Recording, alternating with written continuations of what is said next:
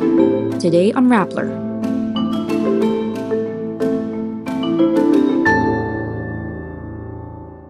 President Ferdinand Marcos Jr. says he would not let go of the Agriculture Department yet. The judge handling former Senator De Lima's remaining drug case voluntarily inhibits. A report criticized as a smoking gun to silence journalists releases this year's findings. The Senate will investigate Cebu Pacific's alleged arbitrary cancellation of flights. Carlos Yulo wins the all-around silver in the Asian Artistic Gymnastics Championships in Singapore. All 12 members of K-pop girl group LOONA leave their agency BlockBerry Creative. And Disney star Dylan Sprouse and Victoria's Secret model Barbara Palvin are engaged. President Ferdinand Marcos Jr. isn't saying goodbye to the Department of Agriculture anytime soon. In a chance interview, Marcos says he won't be leaving the department unless there are already, quote, systems in place to guarantee the food supply of the country. Tinatanong ko sa kanila lahat, kaya inaantay ko mag-volunteer sila mag-sekretary, ayaw kong palisin eh. Marcos has been holding the post concurrently since he took office on June 30, 2022. The president has said before he would not step down as DA chief, following calls he should already appoint a full-time secretary instead. The past year has seen dramatic increases in the cost of food commodities such as onions and sugar. But latest macroeconomic data shows the Philippines' inflation rate declined in May 2023, fueled by a slowdown in the cost of transportation and food. The judge handling former Senator Laila De Lima's remaining drug case voluntarily inhibits himself from the case in an order made public on Friday, June 16. On June 13, Jonel Sanchez, Ronnie Dayan, and Franklin Jesus Bukayu, De Lima's co-accused in the pending drug charge, filed 3 separate motions to inhibit. In their motion, they say Judge Romeo Buenaventura is the brother of the lawyer who, quote, assisted Dayan in the execution of his affidavit, which Dayan later testified to be coerced. The judge's sibling also served as a legal advisor to the late lawmaker Reynaldo Omali, who chaired the House Committee on Justice, which subpoenaed Sanchez to testify in 2016. Buenaventura says the actions of his brother are, quote, beyond his personal knowledge. The pending case would now be transferred to the Muntinlupa City RTC branch for the continuation of the trial. The annual digital news report by the Reuters Institute for the Study of Journalism, or RISJ, finds the Philippines' media landscape, despite the change in leadership in 2022, remains largely grim. The report notes 75 cases of violations of press freedom under Marcos's rule. Red tagging remains a tool to harass and silence journalists targeting mainstream and alternative media, including ABS-CBN, Rappler, Bulatlat, and the National Union of Journalists of the Philippines. Ironically, far-right broadcast network SMNI, which red tags journalists and activists, is included in the rankings.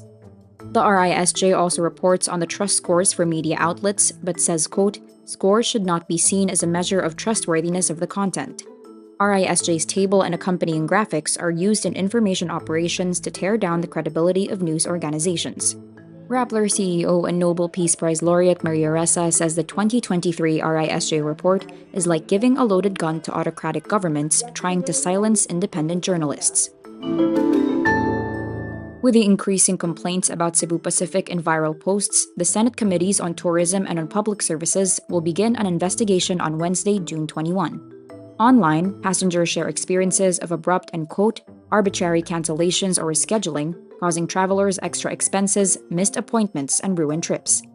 Cebu Pacific tells Rappler that bad weather is among the reasons for the flight cancellations, which in turn cause, quote, consequential delays.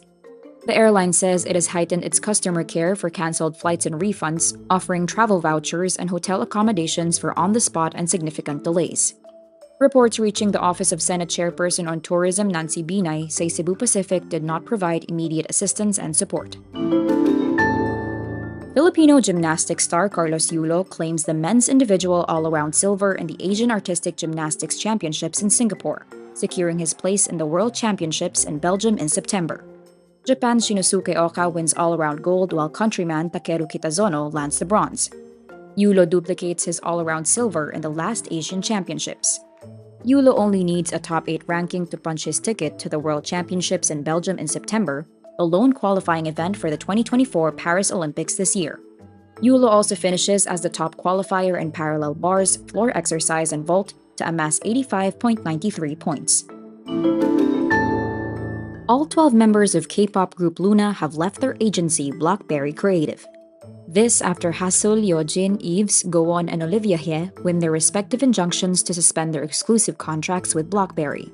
The Seoul High Court rules in favor of the 5 members, citing, quote, a problem with BlockBerry's transferring of exclusive contracts without the written consent of the members. The members have been in a legal battle against BlockBerry for more than a year. Reacting to the news, LOONA members take to social media to thank their fans for their support. Fans have been boycotting BlockBerry Creative since 2022, calling the agency out for mistreating LOONA members and signing them to contracts that leave them, quote, in perpetual debt. BlockBerry has yet to release a statement. Disney child actor Dylan Sprouse and Victoria's Secret model Barbara Palvin are getting married after almost 5 years of dating. The couple shares news of their engagement on Instagram alongside an interview conducted by Dylan's twin Cole for V Magazine. In the interview, the couple reveals they have been engaged in September 2022, but decided to keep the news to themselves for a while. Barbara says, quote, we just want to do it on our time, and adds she is very happy they ended up doing it their own way.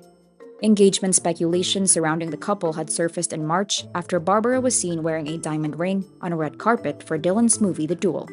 Dylan and Barbara plan to exchange vows in the bride-to-be's home country Hungary, but no other details about the wedding have been released.